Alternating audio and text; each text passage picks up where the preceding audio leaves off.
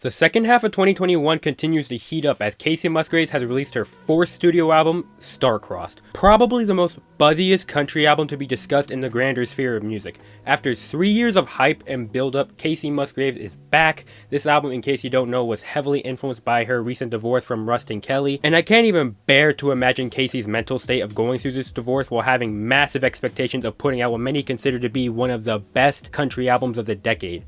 Golden Hour as a whole was a great experimental addition to the country genre. I know there's a little pushback on that claim, but in many ways it's a modern cult classic. Its critical and even a bit of commercial success paved the way for countless accolades in the country world as well as the overall genres. The legacy of Golden Hour after only 3 years is pretty massive. Many non-country fans began dipping their toes into the genre and into more quality country music in contrast to the other popular tracks coming from artists like Kane Brown or Dan and Shay. And even before Golden Hour, Kacey was still a highly respected addition to country music. Her first two albums, Same Trailer, Different Park and Pageant Material, have also had much critical success. And with 3 modern classics under your belt, there is a lot of pressure on what you are going to do next. And that apparently is a concept like narrative that depicts a lot of tragedies in a similar fashion to Shakespeare. She released 2 songs in the lead up for this record. The first being the opening track, Star-Crossed, which, while having frankly some of her best writing, sort of failed to bring this whirlwind of emotions home, giving it a bit of a bitter taste in my mouth. Even though I still think the track overall is really good. But it was the second track she released that kinda teetered my hype away from this album. Justify just wasn't it. It was probably the most basic writing of her entire career and didn't offer anything worthwhile in the production, and the instrumentals I feel were about the same in terms of their sheer boringness. But I shouldn't be too quick to judge as this is a concept album telling this grand story of tragedy. So I was hoping it would fit into a grander puzzle which would make me think more positive of it by the end, but yeah, this just wasn't it.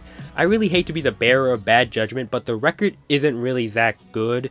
It's not horrible or even bad, but after promising all these many things, the album sort of left me with nothing. There's no thought-provoking ideas or messages within this narratively driven album.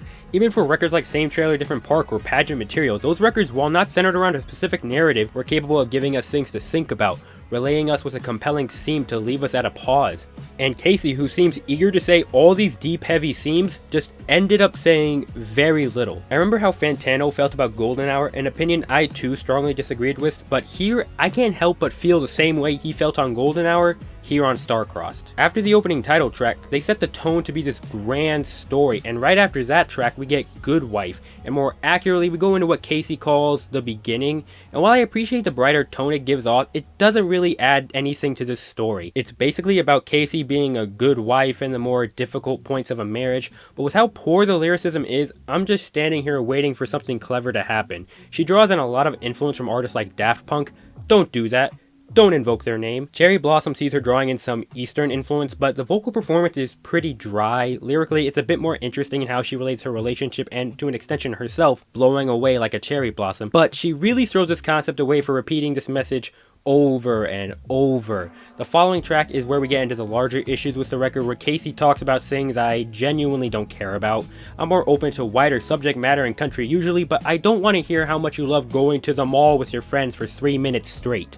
Sure, it's relatable, but the delivery on this track is possibly the poorest she's ever done. If This Was a Movie is another one of those songs saying our relationship would be different if it was in a fictional tale, but it would rather be as vague as possible. And for the more interesting concepts for stories like Angel and Breadwinner, they're really botched as they're either overproduced or lackluster in their delivery. Angel, while meant to be depressing, needs to be very expressive, and the song just isn't that. Breadwinner has some very annoying synths as well as an awkward vocal performance from Kacey. Camera Roll is one of the more enjoyable tracks, using the camera roll to represent the more emotional baggage Kacey is willing to carry as it's difficult to let go. It has a few vocal production issues, but for the most part, it's a pretty beautiful conclusion to the divorce storyline. And for the rest of the record, Kacey begins to reflect on where she is now and the relationship she currently has. Hookup Scene, from what I can decipher, is Kacey saying hookups won't make you feel whole. It comes off in a way as she's giving wisdom or advice, and yeah, this is what I was hoping for from the record. Deep themes told in a thoughtful and powerful manner. Hookup Scene is arguably my favorite track on the record. Unfortunately, for the remainder of the album, it stays in a decent or even mediocre output. The messages get more on the nose and pretty direct compared to the nuanced themes present in her best songs. I do really enjoy the line in What Doesn't Kill Me, I've been to hell and back, Golden Hour faded black, saying that it ain't coming back. And while that is such a powerful and clever line, the rest of the track falls into the trap most generic pop songs do, and that... repeat stuff, repeat stuff, repeat stuff. The entire chorus is just copy and paste, and while I really do enjoy the pre-chorus, it's not enough for me to enjoy the track overall. The album then concludes very weirdly with Kacey being optimistic in There Is a Light with this upbeat attitude in it, and in the final track, Gracias a la Vida, which to my knowledge is a suicide track, so it's a weird way to transition into the finale. And this track starts out quite fantastic with it sounding like it's on a record player.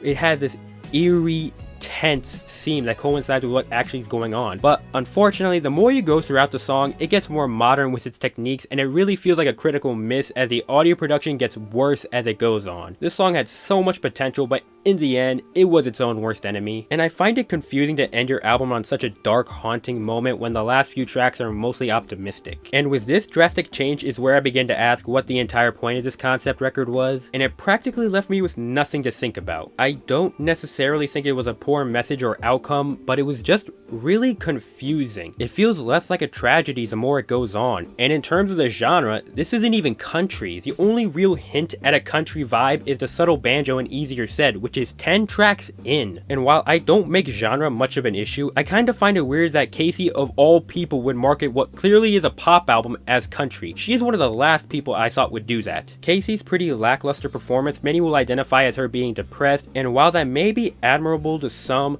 I've seen much more convincing deliveries of that emotion, and her delivery just didn't sell any of the vibes some of the more compelling themes were trying to put out. Production-wise is a pretty weird situation. While I don't think it was truly awful, it never gave me a moment of pause as it did with Golden Hour, where some of the more pop techniques would emulate those of country. Here, it's pretty standard pop production that's not as innovative or truly profound as some of the production of other pop country albums I've seen in recent years. It has a much grander scope compared to something like the Lauren Elena record, but one could even say its eager ambitiousness was its own undoing. Lyrically, it is such a mixed bag. It's a miracle some of the songs came out as great as they do, but most often you have ideas and subjects I really don't care about given the full treatment, or very subversive and thought-provoking themes that are just shoved in the back in place for some repetitive and formulaic album cuts. And instrumentally, it just didn't do anything as creative or interesting as anything on Golden Hour. Now, I know it isn't right to compare an album on the level of Golden Hour to this, but this album is supposed to expand on everything Golden Hour is set up,